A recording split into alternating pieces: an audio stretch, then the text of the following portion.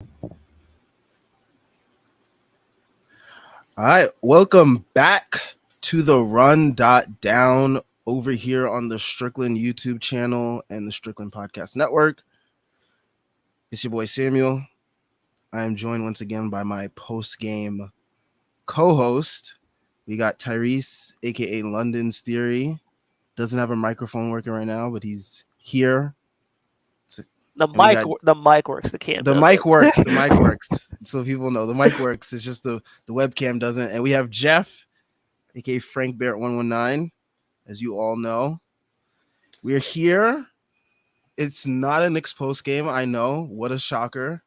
Knicks have not played a game in quite some time. The NBA season has just finally wrapped up with the finals being over. You know, Golden State, they're hoisting that trophy. Celtics, they are reveling in that defeat. Thank God that the Boston Celtics lost. We're here to talk about some Knicks offseason news. It is the offseason now for the Knicks. And talks are heating up. I mean, today we've just had, what was it? We had the Kyrie news. Let's start off with that. I feel like this was the Knicks just being tossed into the thick of things for like leverage sake. So we had this morning, Shams, he reports that Kyrie and Brooklyn, they're at an impasse at their contract negotiations. It seems like they're not going to really reach some footing at where they want to be as like a tandem going forward. So it looks like there's going to be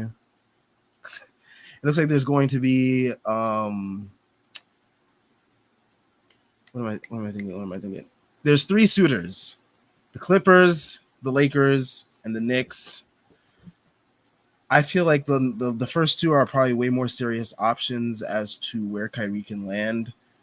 The Knicks, of course, are always tossed into these things when big stars on the market or about to be on the market, but it does seem like Kyrie is about to be available, and we'll see what happens there. I mean, how do we feel about the Knicks being included in all of this, and where do we stand? I mean, I know where I feel I stand confidently, but where do you guys stand? I mean, no. Like, here's the thing. Like, the Clippers and the Lakers don't have the assets for Kyrie. The Knicks do. So, like, it really comes down to if the Knicks are interested and if Kyrie's interested, the Knicks are easily the best team to trade for because the Knicks have picks, the Knicks have salary you could get off pretty quickly, and the Knicks aren't like hamstrung with any long-term contracts, so like they can make it work fairly easily. But it would require you probably giving Kyrie Irving a 4-year max. It's probably going to be like that's probably going to be 160 million and change. Yep. And I'm not doing that. Twitter jokes aside, I'm not giving Kyrie Irving this $160 million to play 50 some odd games every year. That's being generous too. Yeah, that's being generous. Like that's without any injury. Like that's without or protest. Protest, vaccine mandate, mental health breaks, quote unquote, where he decides to go party. But yeah, it really comes down to like it depends on the Knicks, and the Knicks are like it really comes down to the Knicks. If the Knicks want Kyrie Irving, they can get Kyrie Irving. That's what I think because realistically, the other suitors don't have picks unless the Nets want Russell Westbrook or like the Nets want like Marcus Morris, Luke Kennard, and like Reggie Jackson, which probably isn't that bad, but like you probably would want picks and like other role players in that team if you're doing that trade. Yeah, I agree with everything Tyree said. He was right. The one thing I'd like to add is something I tweeted about this earlier today. I know Kyrie didn't play that much last season, but it's not like he played 10 games. He played, what, like half the season or something? Or I think it was like 30 games or something? 26. 26, okay. Okay. Well, the Knicks were better with Quickly on the floor than the Nets were with Kyrie on the floor. Like, that's not meaningless. That's not like... Now, this isn't to say that Emmanuel Quickly is better at basketball than Kyrie Irving. That's obviously silly. But you're not working at even footing when you compare the two players. You're talking about, as Tyrese alluded to, paying one $160 million over the next 4 years and not guaranteed he's going to play a bunch. And you're talking about and he, for all how good you think he is, or how, if you think he's overrated or underrated, whatever, I think it's pretty reasonable to say that at 30 years old, he is what he is. There isn't like a next year he's going to be the player he is. He might even be on the decline. Whereas Quickly is a 23-year-old in his third season on a salary as a 25th pick. I know he's due for an extension in an offseason or two, but the point is I think it's pretty inarguable that Quickly is a better asset and an improving asset, and I don't see why the Knicks would give up things to give Kyrie all that money when they're not a piece away from meaningful contention. Yeah, to me, it just doesn't make sense to me. I mean, there are those fans that are like starved, absolutely famished for an all-star caliber, like a legitimate all-star caliber type player, not a Randall one season wonder type all-star caliber player, but like an actual legit all-star caliber player.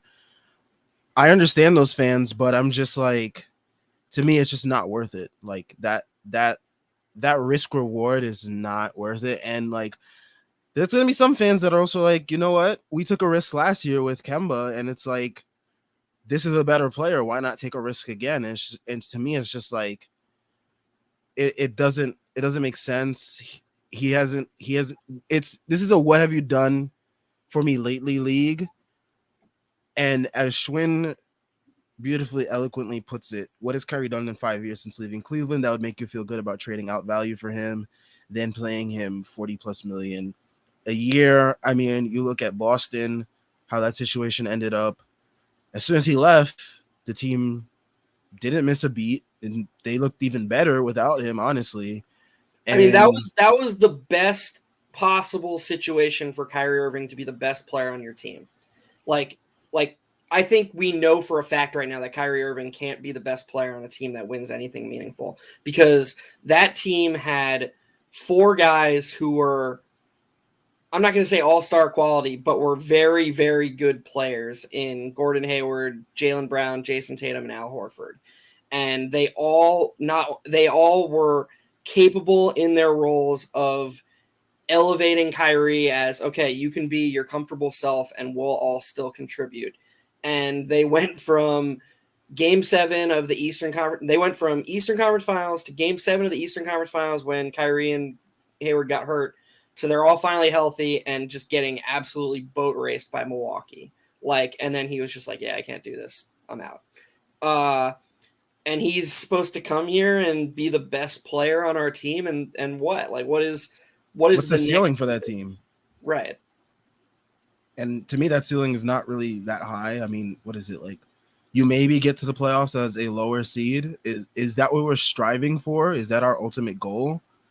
And to me, I think that like you can get to that level by just using the young players that you have that are already good, that have showed us so much in such little time, because our coach has not been able to figure out what he really wants to do with these guys. But I'm, of course, obviously team no Kyrie, because for all the reasons that you've said and I've said. And yeah, that's why I stand on that. I feel like the best option is for them to just rely on what they already have and don't try to do a quick fix, because that's what this trade would be. It would be a quick fix, and it probably wouldn't end up going. To me, the Kemba experiment was a tame bad outcome. What a Kyrie bad experiment result can look like can be way more catastrophic, I believe. Just because you're giving up stuff, and you'd probably be giving up, like, let's say Fournier, Burks, Noel, to pay Kyrie Irving $183 million, and $183 million. I was understating it. So the contract will start at $42 million, $44 million next year, $46 million the year after, and then $49 million in the final year when he's like 34, I believe. And who knows if he'll even be interested in playing basketball at 34. Again, that's exactly, if he retires, I'm pretty sure that still counts on the cap. So like, yep. The reason why he's not getting a deal is not because of talent, because the dude's talented. Like he can give you he can give you like 25 on 50, 40, 90, but he's like unreliable, and you can't place him for 4 years, let alone 1 year. So like that's why he's not getting paid. Like the Lakers will do it because the Lakers will get it off of Russ, and that's probably better than anything they can like think of. But like you cannot pay Kyrie Irving if you're this team. Like it does. First of all, like you basically are just putting yourself behind the eight ball, giving yourself an albatross that you can't move. Again, like I think the only team, if you sign Kyrie Irving to that deal, the only team probably would be interested in him is like the Lakers or Clippers, just because like there's nobody better they can get. I'm not even sure the Clippers like should be, because they'd really be handcuffing themselves, and I think George and Kawhi are both good enough to win with role players, but also young enough that you have to be thinking long term. I mean, the Lakers are just, they're really at the mercy of LeBron, which was always the one downside of LeBron being on your team is you're at the mercy of his window. You can't think of anything else but winning with LeBron. And so to the Lakers, if they got like if they traded for Kyrie and had Kyrie, LeBron, and AD and had one great season with them next year and somehow won a title, and then it just went to shit afterwards, they would still be like, yep, that was worth it. We'll take 20 cents on the dollar for him afterwards and move on. Yep. The Knicks do not have that luxury. They cannot make decisions like that. And I don't even think the Clippers really can. They're not the destination the Lakers are. George and, like I said, George and Kawhi are younger. So it just seems like the Lakers, but I don't see how they get it done. It's gonna be fun. It'd be Russ and two firsts. It'd be hilarious just to see those reunions back again. That's not happening. Katie and Russ. Katie acts for trade as soon as that happens. I'm gonna say it, and I could get some flack from this because everyone watching is a Knicks fan, and we all hate the Nets, and I hate the Nets too.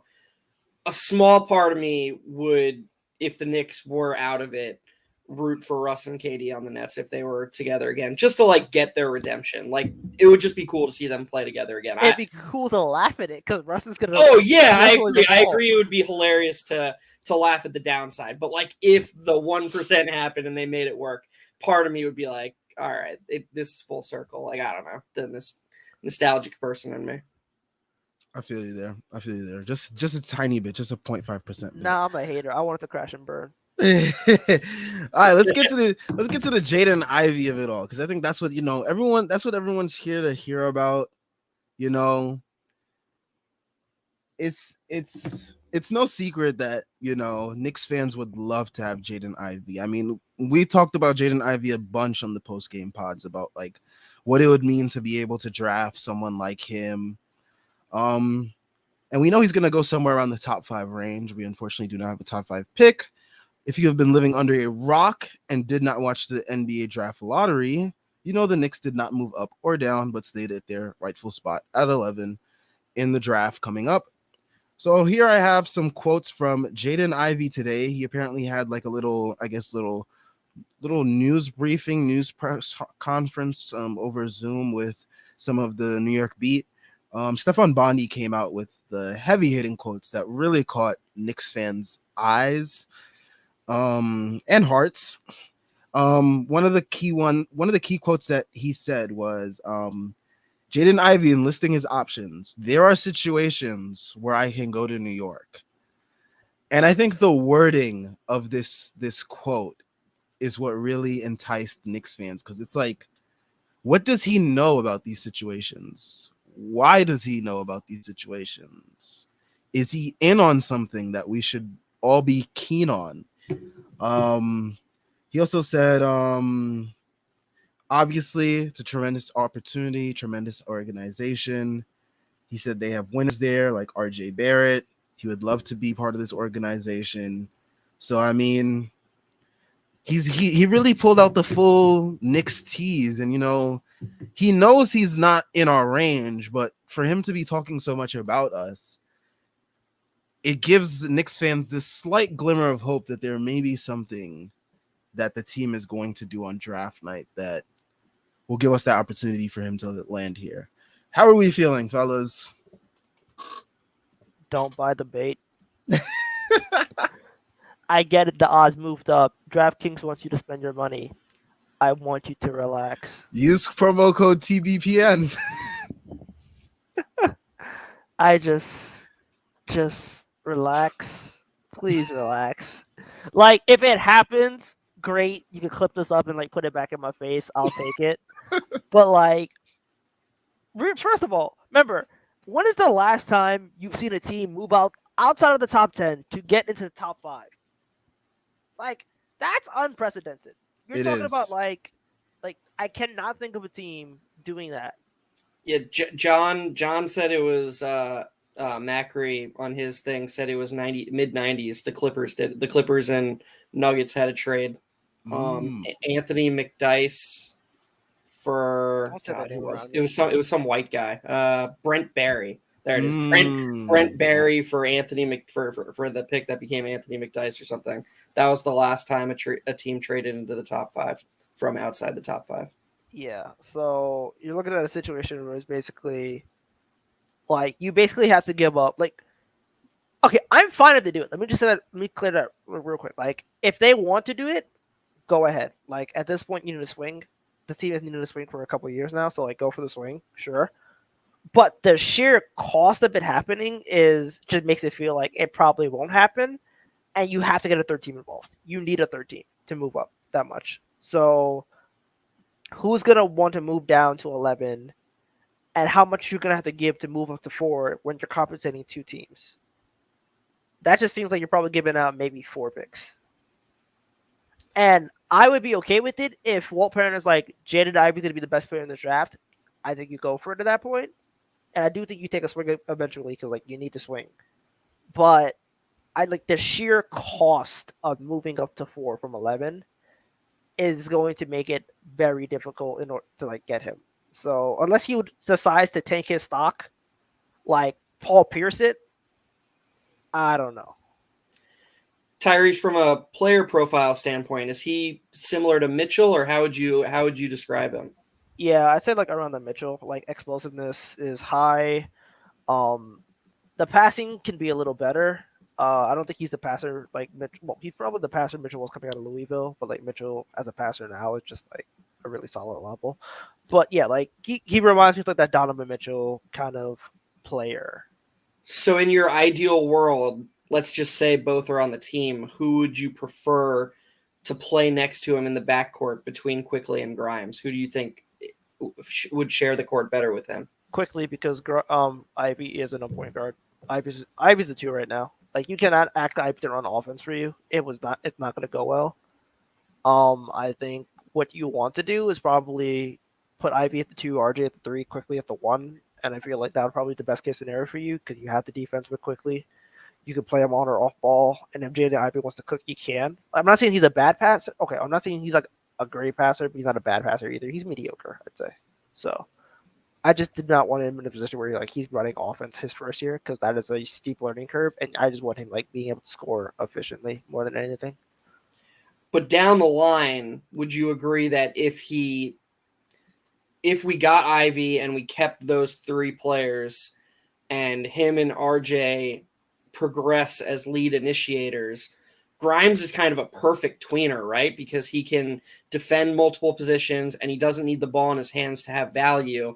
And if Ivy and RJ are your lead primary initiators, Grimes kind of works off that and enables them with his spacing on both ends of the floor. And then you have Quickly as the 6th man type guy. Don't you think that is sort of the end goal if we got him?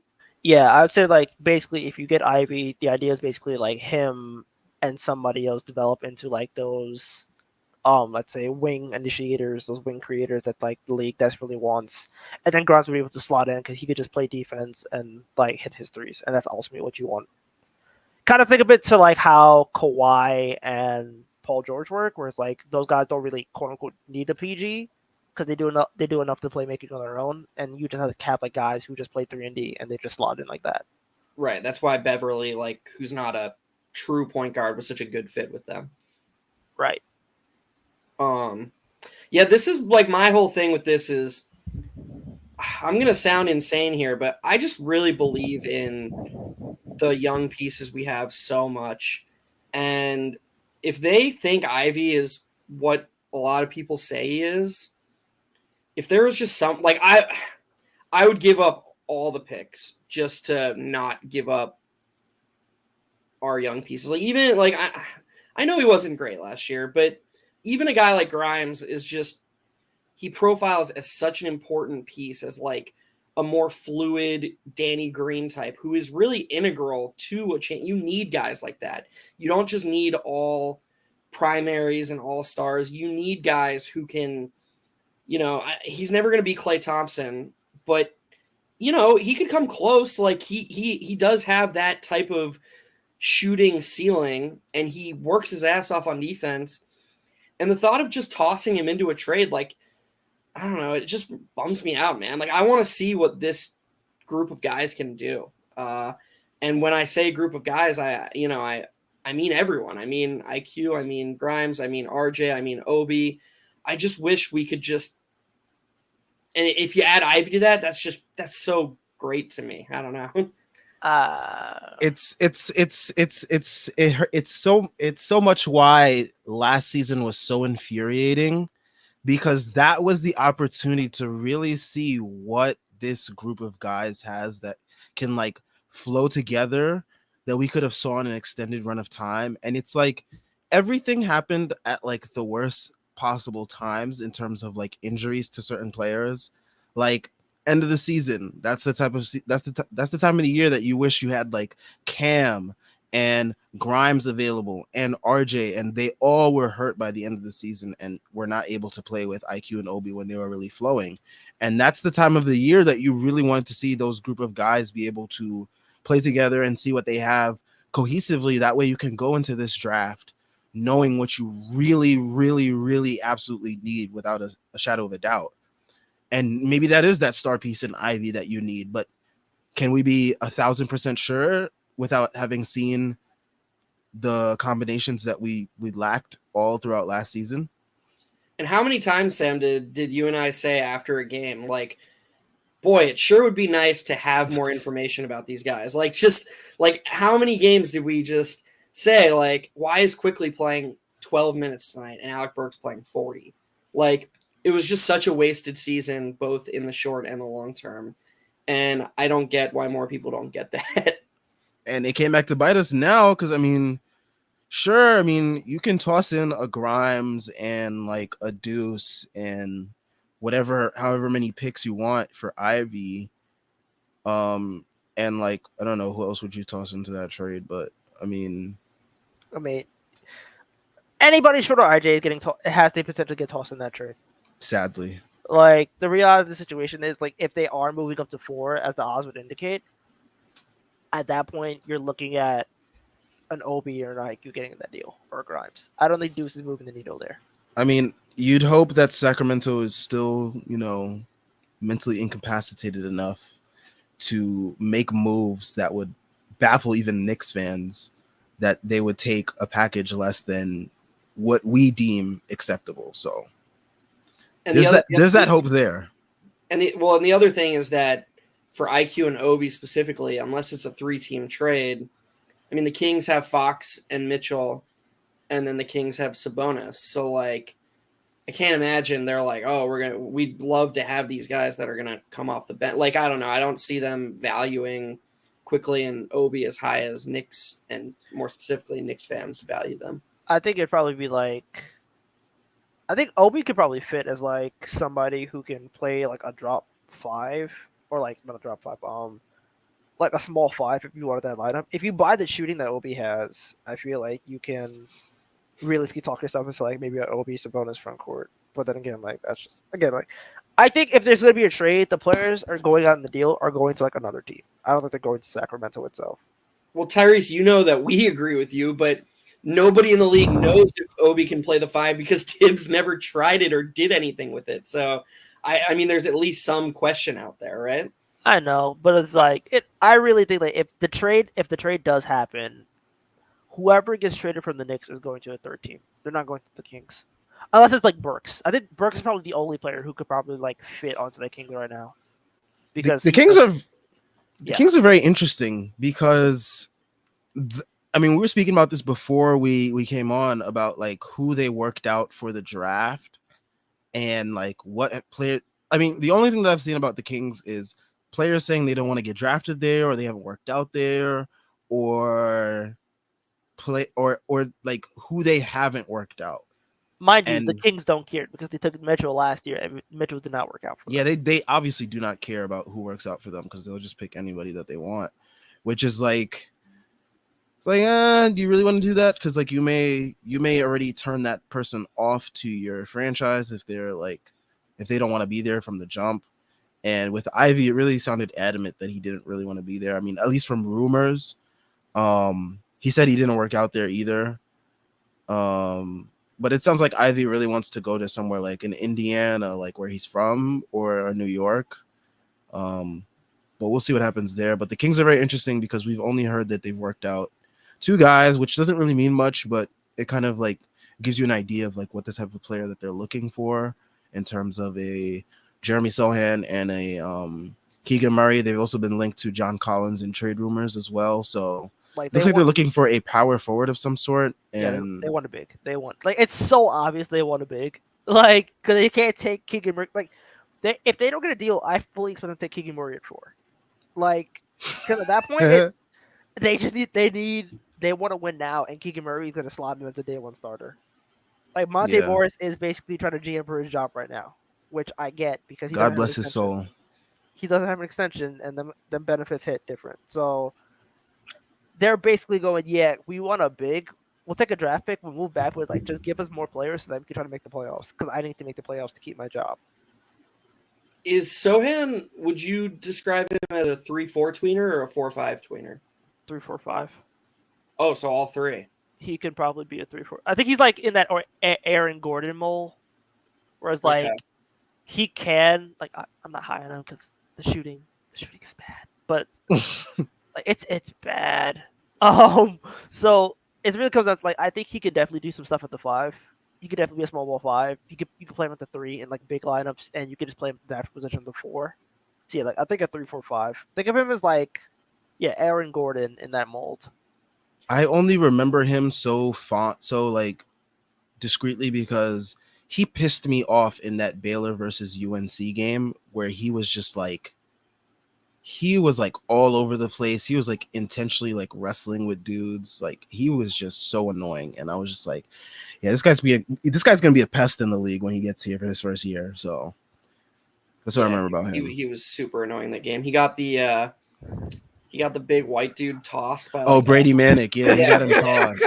I remember that. Oh my gosh. That almost like ruined UNC's like run right there. Yeah. Because they folded after that happened.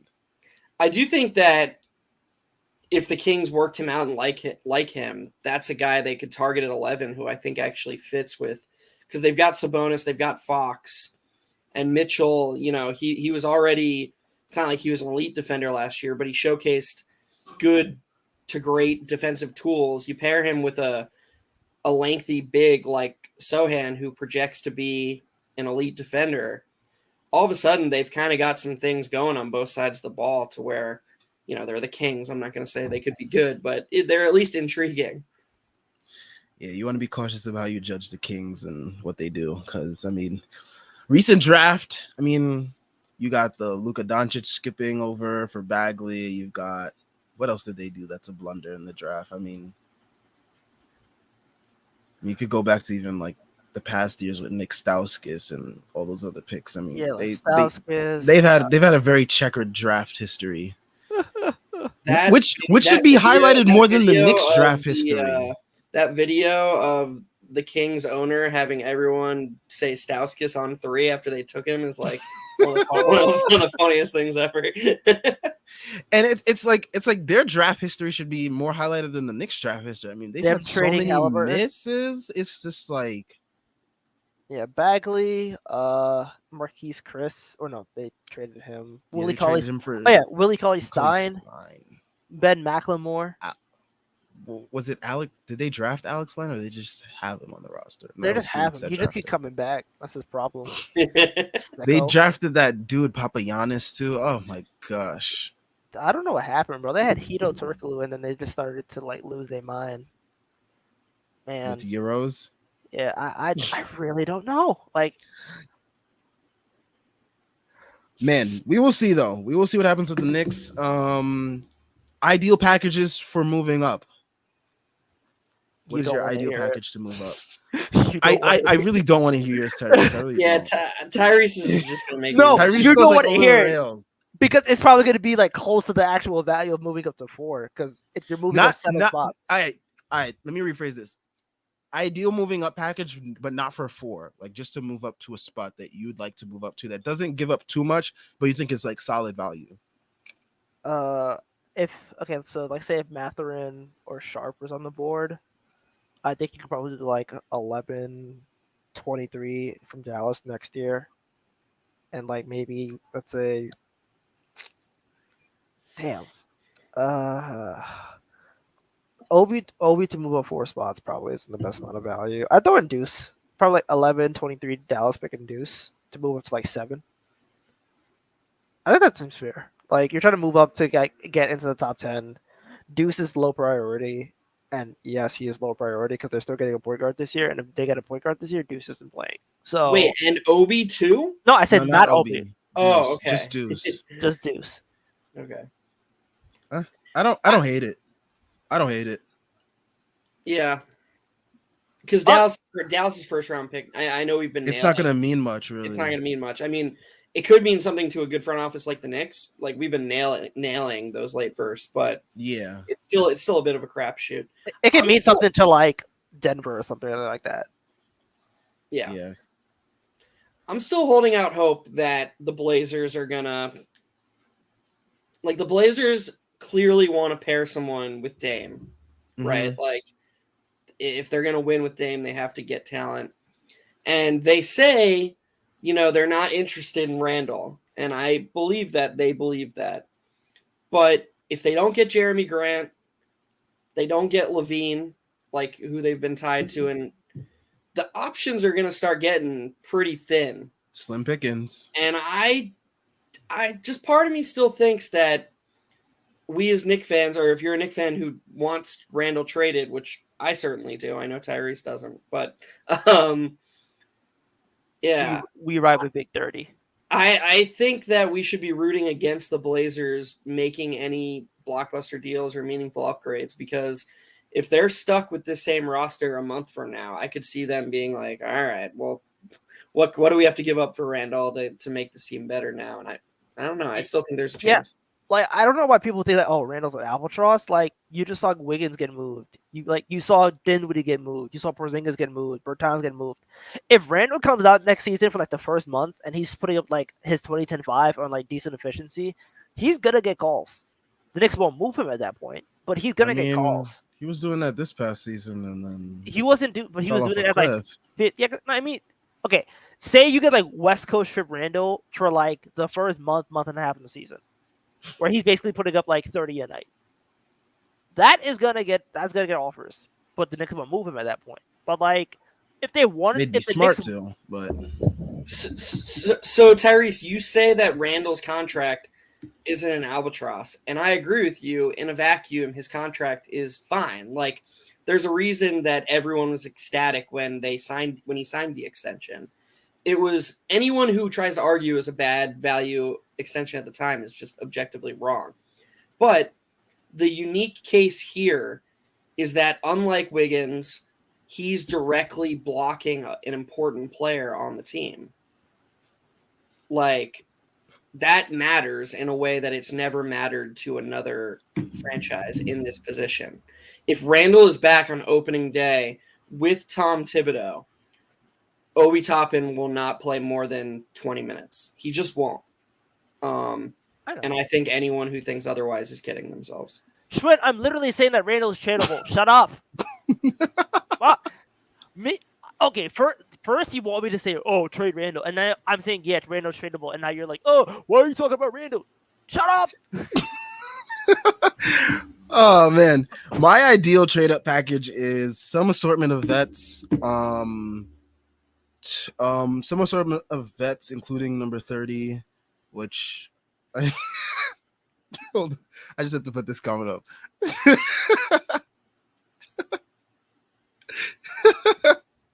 I want to marry your mother, Schwinn. Anyways, my ideal trade up package would be something of vets, including number 30. And I think I saw Prez kind of like tweeted this earlier, which I kind of like the outline of it. I just didn't necessarily probably like all the results of it, which was a trade for, hold up, let me see if I could find it first. All right, so he said, would you deal with a 1 year of Russ on the Knicks if it meant you could offload some vets, including Randall, and acquire Ivy at 4, which means that you trade for Russ and whatever scrounge of assets that they return back to you in that trade. You get rid of Randall, but you're able to acquire Ivy because of the assets that you got in a Russ trade to trade up somehow. I mean, it's just not worth the context of Russ for a year. I mean, you just buy out Russ, in my opinion, if you do that. I know, but like again, think about it from the standpoint of like the Knicks. What are you doing with like $50 million in cap space next year? Yeah. Nothing. Like it literally does. Cap space does nothing for this team right now because as you're seeing, all the big moves are gonna happen through trade. Sign and trade is how the league is like shaping itself up to move until the collective bargaining agreement gives more teams cap space. So with you walking around like $50 million in cap space, I can like read out some free agents next year, and you're gonna be like, why would we even bother? So Aaron Gordon extended. What's his name? Vucevic. Like Jeremy Grant as of right now. Bradley Beal if he opts in. I don't know if he's going to, but like he likes being a loser in Washington, so I don't see him opting out.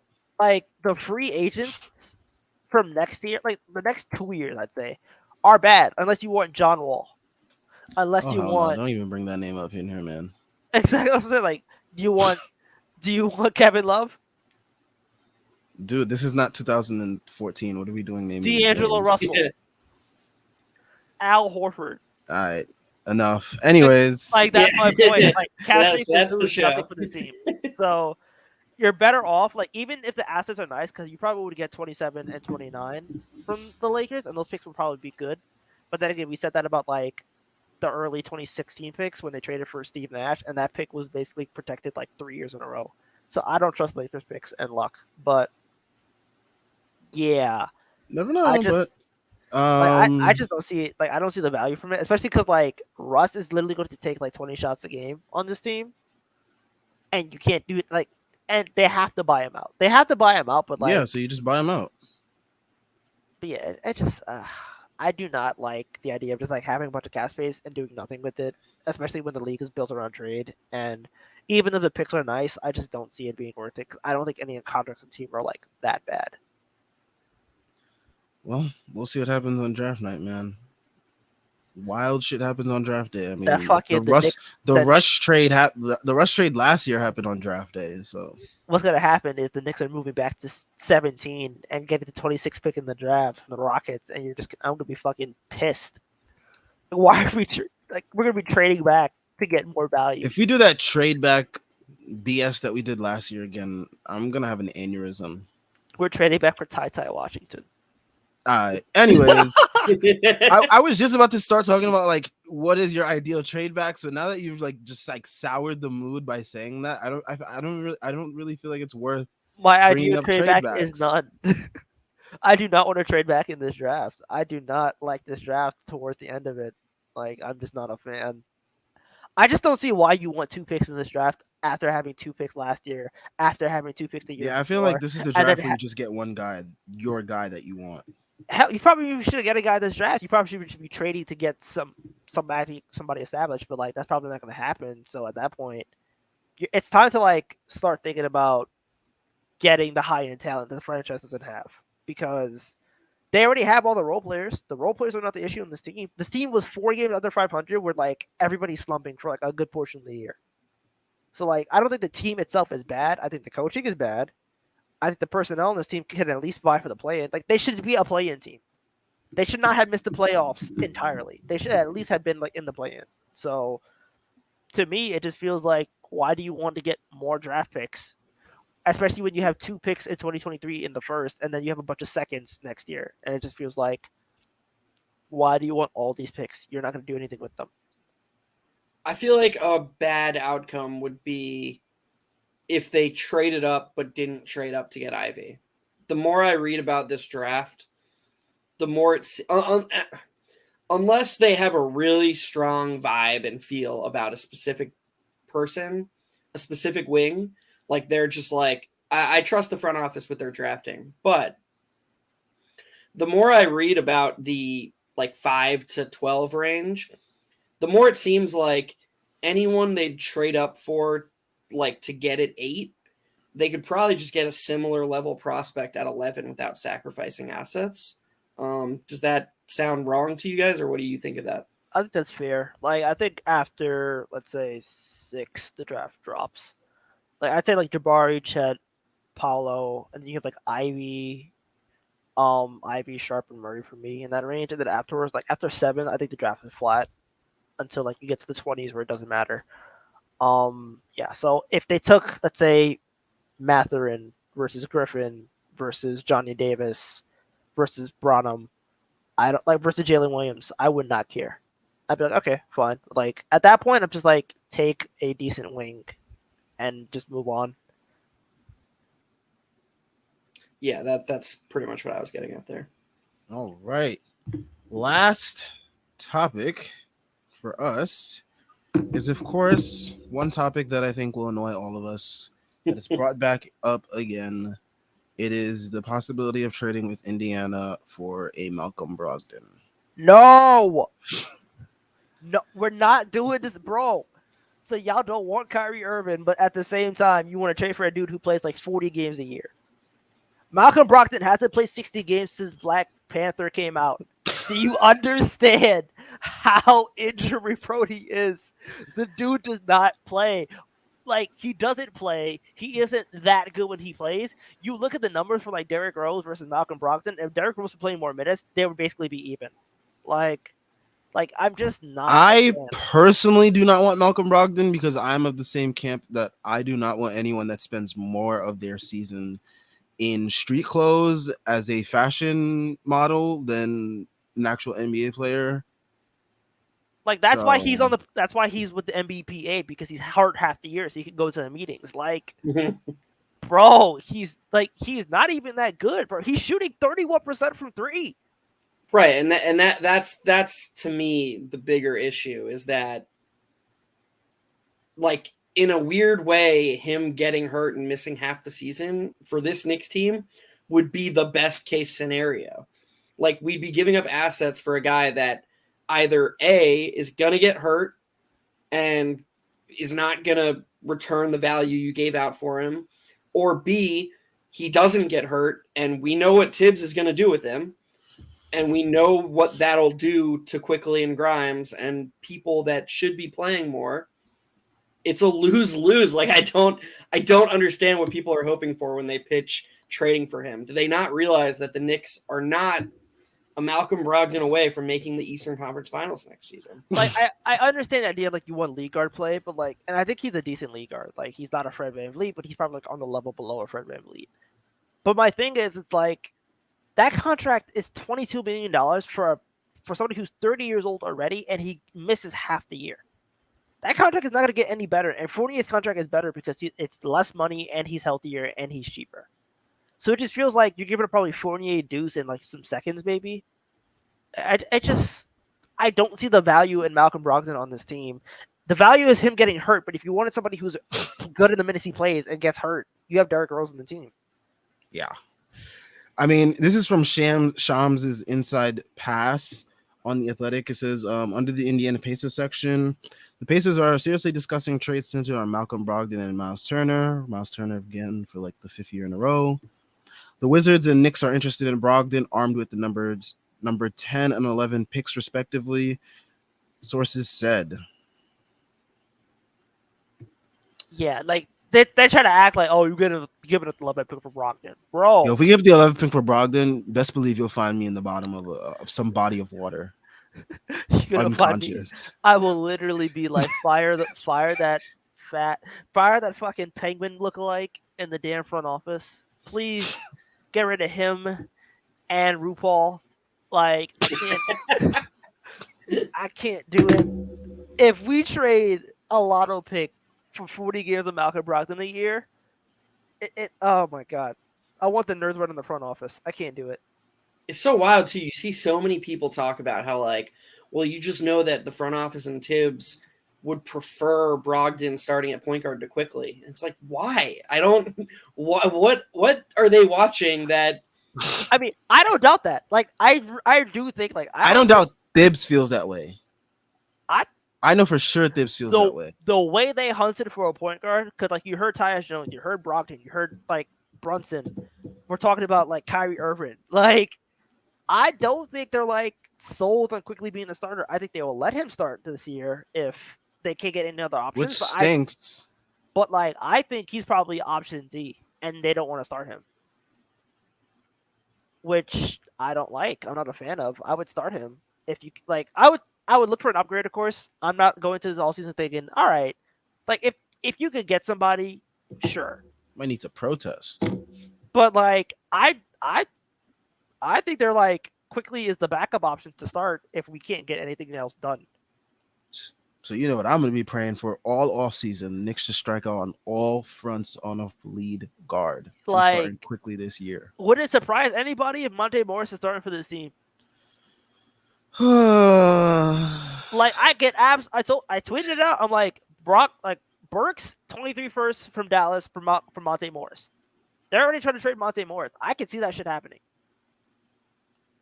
I can absolutely. That's the easiest way for me to want to beat Leon's head in. The thing is, like, I'm not even mad at that trade. In a vacuum, I'm not mad at that trade. I'm not mad at the trade either, but it's just like, yo, just start quickly. Like, what are we doing here? Like that's what just pisses me off. That's my thing. Like, I don't know if they're sold on Quickly being a starter yet. So like they should be sold on him being like just a really good basketball player. Like fuck off with I don't understand. Yeah. I agree. Knicks net rating with Emmanuel Quickly on the season last year would have been the third best in basketball. They performed like a top 3 team in the NBA when he played. What you saw, Seth? The nerds aren't looking at the right numbers, man. But we have the nerds. Seth Partnow was talking about how the Knicks have like a top nerd analytics department. That nerd ain't looking at the right thing. He's gonna need someone like one of us to show him like the real numbers because he's obviously looking at some bullshit. Just I don't understand. Like what? How can Tibbs preach the things he preaches and say he values what he values and not love Emmanuel Quickly? He works his ass off all the time out there. It's like because he a con man. He a con man. He a damn liar. I hate this man. Let me not say that. But yeah. Anyways, that's the news on Malcolm Brogdon. I mean, Malcolm Brogdon. I feel like Malcolm Brogdon has been linked to the Knicks for like 2 or 3 straight years now. Since he got to Indiana, he's been linked to us. Yeah, and it's like it's been. We over it. I was over it in 2019. I'm over it now. Like I don't want that man on my team.